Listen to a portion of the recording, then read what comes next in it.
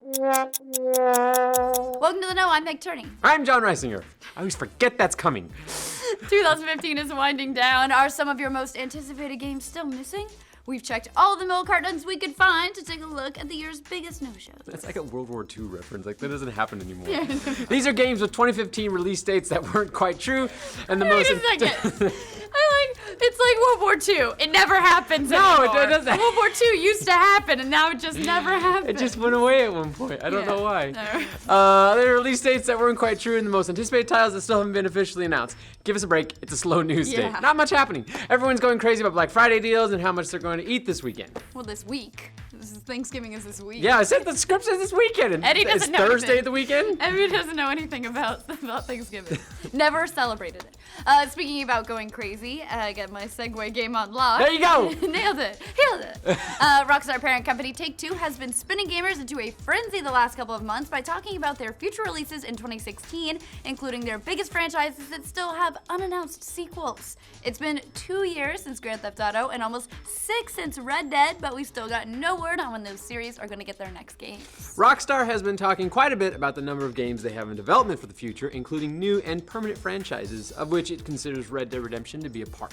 We've had alleged leaks of Red Dead Redemption 2 for months now, with several claiming that it's going to be a prequel set 12 years before Red Dead Redemption and subtitled Legends of the West. Ooh. I like that.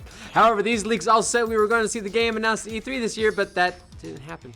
E3, where the gamer hype reaches an all-time high, only to be met with the crushing reality of marketing campaigns, development times, and missed release dates. Some of this year's biggest no-shows were announced at E3's past, including Fable Legends and Phantom Dust, two Xbox One projects that still have yet to see the light of day. The last time we heard about an Xbox One reboot of Phantom Dust, the cult hit card game-based action strategy game. All those words. Whoa, was this past summer when we found out that the game is not in active development and is still searching for a new developer. You mean Microsoft announced a game that wasn't actually being made to bolster the E3 press conference? OMG! As for Fable Legends, that game was originally slated in 2015, but we honestly haven't heard much at all about it for quite some time now. The co-op RPG adventure is still light on details, with Lionhead admitting they haven't done a great job explaining what the hell it is. But we do know that it's going to be free to play, so cool. Microtransactions. Awesome. We also know that Lionhead is not working on Fable 4 at all at the moment, as Fable Legends is the priority. Here's the thing about Fable, though. I've been burned one too many times with that series. Yeah? It's always going to be the best one, and then it's always shit Peter Molyneux. All right. It's okay. Yeah, and depending on how you feel about Fable, which we know how Meg feels, that could be a yay too. I bet you do. I bet you agree with me. Another game we saw an exciting glimpse of from last year's E3 would be The Hunt Horrors of the Gilded Age, the free-to-play action survival 19th century co-op shooter. So much description. So many things to describe it. Developed by Crytek and the remnants of Vigil Games. Yep. The Hunt was meant to be a spiritual successor to the Darksiders series, but after the closure of Crytek's USA branch as a development studio, development of the game was moved to the company's Frankfurt branch. Frankfurt. Ooh. When asked earlier this year about when we'd see more of the game, they simply said, this year. That's good. Okay, I guess we'll still be on the hunt for more information about it, but they seriously are running short on time if they want to give more details this year. There are a few other games that were supposed to have 2015 releases. The PC remaster of Final Fantasy VII was given an October release date for PS4 back in the summer, but the PSN version is just as missing as Ares from Disc 2. Too soon. Yeah, PC version's missing too. We're also still waiting on Fortnite, the newest survival action sandbox game from Unreal maker Epic Games, which is supposedly getting a simultaneous PC and Mac launch any day now. The last time we heard any news on this one was back at Apple's WWDC. This is going to be Epic's first game using the Unreal 4 engine, and it looks all kinds of awesome, as all things in the Unreal 4 engine look. Maybe running out of time is no concern at all for Kickstarter PC game Superhot. Superhot. According to its developers, the first-person shooter. Docs. That's what they call me.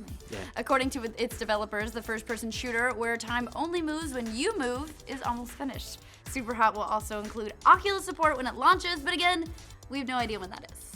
So many PC games! Let's switch focus from the Master Race to the PS4. It's been 3 years since Naughty Dog's dark apocalyptic adventure game, The Last of Us, with no sequel announced as of yet. However, Naughty Dog all but accidentally confirmed that a sequel is in development a few months ago while on a live stream about the Nathan Drake collection, when lead animator Eric Baldwin accidentally referred to The Last of Us as the first Last of Us. Yes. That the was first Last of Us. First Last of Us. Whoops. Nolan North also confirmed the development of The Last of Us 2. I mean, it's not a fucking surprise. The game is a smash hit. Of course there's going to be a Last of Us 2. Make more. And of course, Nolan North would know because he's in every video game ever. Yeah. And seriously, if you suck at your job, you might even be retroactively Nolan North, like what happened to Peter Dinklage. And, it was in Destiny. Dinklebot, RIP. We've woken the hive. Sticking with the PS4 theme, we've yet to get more info about the new release date for Rime, the beautiful PS4 open-world puzzle game that looks like an interesting mashup between Ico and a Miyazaki game and a Salvador Dali painting. I like that. Oh, the game was curiously left out of the recent. What noise was that? Oh. The game was curiously left out of the recent PlayStation Paris event, with Sony claiming that their lineup was just too full to feature it. It was also supposed to come out this year. When has a game company ever said, dang, we've got too many games to show? Ah, shucks. This game is starting to smell a little like The Last Guardian, which we thankfully have a release date for finally. Next to The Last Guardian, the biggest no-show for the last several years now belongs to Beyond Good and Evil 2. The follow-up to the beloved sci-fi action-adventure game from Ubisoft was announced back in 2008 for the PS3 and Xbox 360 and the Xbox 360. And the latest word about it doesn't seem very promising. Creator Michael Ansel doesn't even seem to be working on it, even though Ubisoft insists that he is. Whoa, it was a little...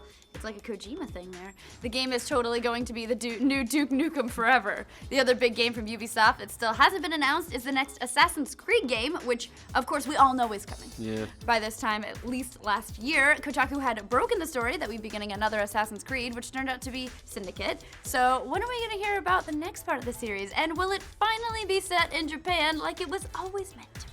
Agreed. It just makes sense. Speaking of samurai swords, the next entry in Telltale's Walking Dead series should be on the way before year's end. Telltale announced The Walking Dead Michonne this summer, and it's going to dig into the murky origin story of everyone's favorite samurai zombie killing badass.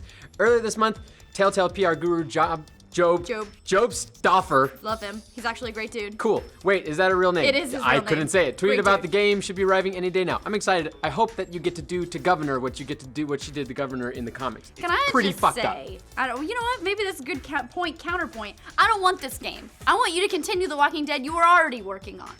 Fuck this Michonne character. I want more Wolf Among Us. Oh, fair enough. All right, well, complete misdirection. Yep. All right, that just about does it for some of the year's biggest no-shows.